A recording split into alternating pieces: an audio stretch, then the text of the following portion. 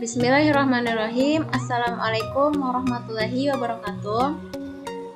Pertama-tama yang saya hormati dosen pengampu saya dalam mata kuliah Praktikum Komunikasi Data oleh Pak Dirman Eskom Mkom.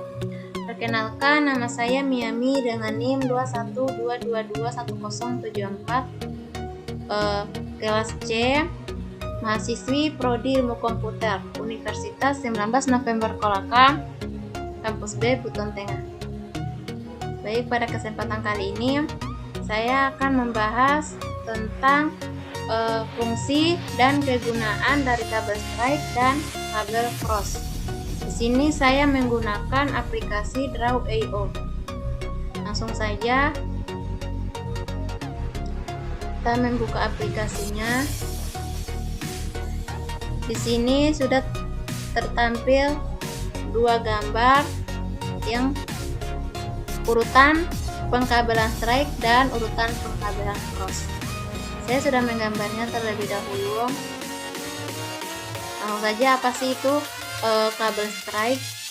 Kabel strike ialah model kabel yang digunakan untuk menghubungkan dua buah device yang berbeda.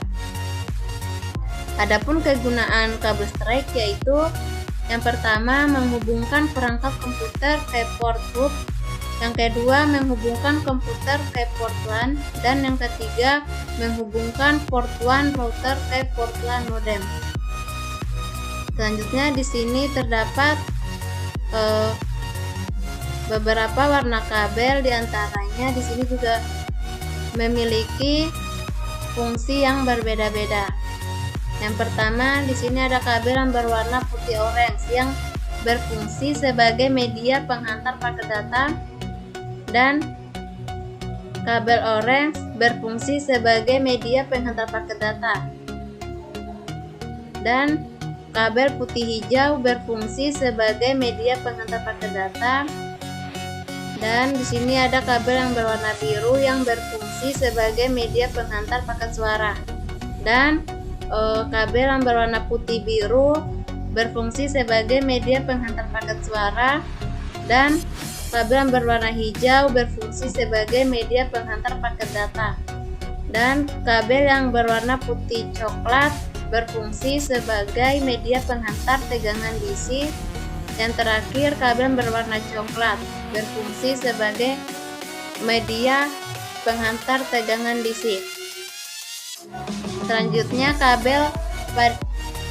ujung kabel B ini sama saja fungsinya dengan gambar pada bagian A. Lanjut ke urutan pengkabelan cross. Kabel cross yaitu kabel yang digunakan untuk menghubungkan switch dengan switch dan hub ke hub. Adapun kegunaan kabel cross yaitu dapat menghubungkan dua komputer sekaligus. Yang kedua, dapat menghubungkan port LAN router ke port normal switch atau hub.